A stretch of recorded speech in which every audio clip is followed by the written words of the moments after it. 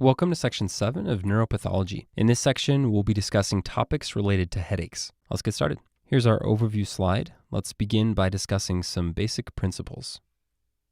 Headache refers to pain due to irritation of various structures, including the dura mater, cranial nerves, and extracranial structures, most commonly the ears, eyes, and nose. In general, headaches are more common in females than males, except cluster headaches, in which males are more commonly affected. Now let's discuss cluster headache. Cluster headache is a unilateral headache that can be as short as 15 minutes or as long as 3 hours, and these headaches are often recurrent. Someone with cluster headache often has an intense periorbital pain with nasal discharge and tearing eyes. Also, the sympathetic nerve ending could be irritated, resulting in Horner syndrome, in which patients present with miosis, ptosis, and anhidrosis. Finally, these are more common in men than women. For acute treatment, 100% oxygen and sumatriptan can be used. And recall that sumatriptan is a selective serotonin receptor agonist. For prophylactic treatment, non-dihydropyridine calcium channel blockers such as verapamil can be used. Next, let's discuss migraine headache. Migraine headache is a unilateral headache that can be as short as 4 hours or as long as 72 hours. Someone with migraine headache often has a throbbing and pulsating pain with nausea and sensitivity to light and sound. For some patients, a warning symptom known as an aura may occur before or with the headache. This may include visual disturbances such as flashes of light or other disturbances such as tingling on one side of the face and difficulty speaking. Migraines are thought to be due to the irritation of the trigeminal nerve or cranial nerve 5, which is the nerve that supplies sensation to the head and the face. Activation of this nerve causes release of vasoactive neuropeptides such as serotonin and calcitonin gene-related peptide, both of which cause blood vessels in the brain to swell.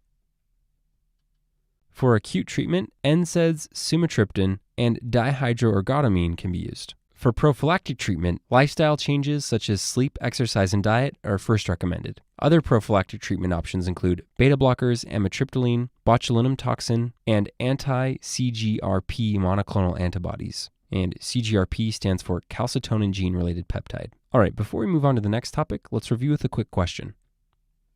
A 35-year-old woman presents with a throbbing headache affecting the left side of her head. She reports that her headache is accompanied by nausea and a tingling sensation on the left side of her face. Her past medical history is unremarkable. What is the most likely cause of her headache?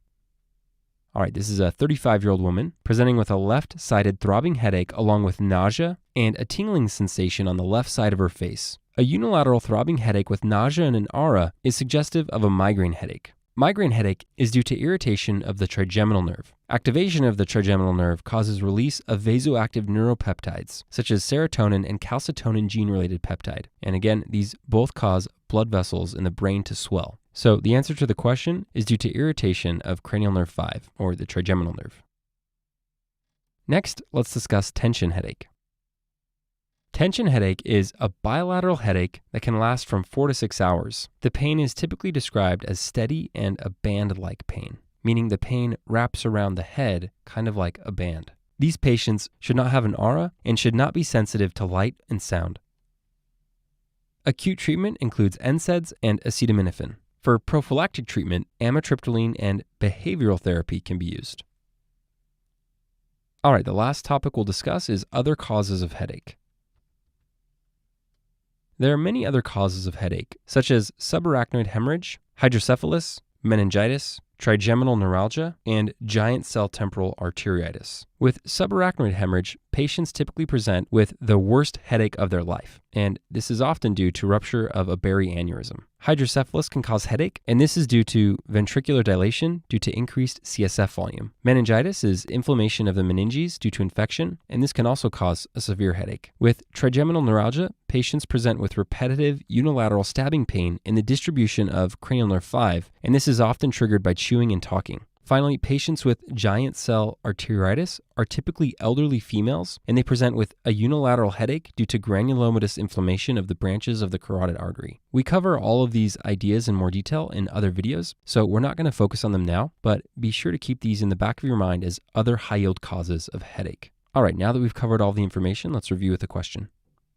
A 32-year-old man presents with an excruciating right-sided periorbital pain. He reports that the headache occurs once or twice a week, often lasting about 30 minutes. During his headache episodes, he often experiences a runny nose and tearing eyes. What other symptoms could this patient experience in a future episode? A. Flashes of light. B. Sensitivity to sound. C. Drooping of the eyelid. Or D. Difficulty speaking. All right, this is a 32-year-old man presenting with an excruciating right-sided periorbital pain. The pain is recurrent in nature and lasts for 30 minutes, during which the patient experiences a runny nose and tearing eyes. These findings suggest a diagnosis of cluster headache. Recall that someone with cluster headache may also present with Horner syndrome, which causes ptosis, miosis, and anhidrosis. Therefore, ptosis, or drooping of the eyelid, is the correct answer. Recall from this slide that someone with a cluster headache may present with Horner syndrome, which is characterized by miosis, ptosis, and anhidrosis. A and D are wrong because flashes of light and difficulty speaking are part of the sensory disturbances known as aura, and this is associated with migraine headache. B is wrong because sensitivity to sound is associated again with migraine headache. So again, the correct answer is C, drooping of the eyelid. And that concludes this section.